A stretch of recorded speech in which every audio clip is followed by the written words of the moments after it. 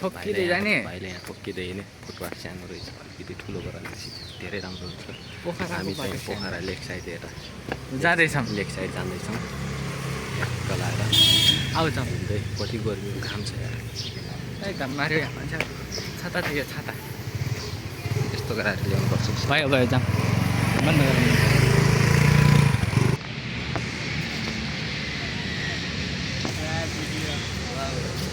भाइ नगराइने होला यार पार्कतिर माइलो आइकन घुम्न गइरहेको चक्क लगाएर मुख्य हान्ने सँगको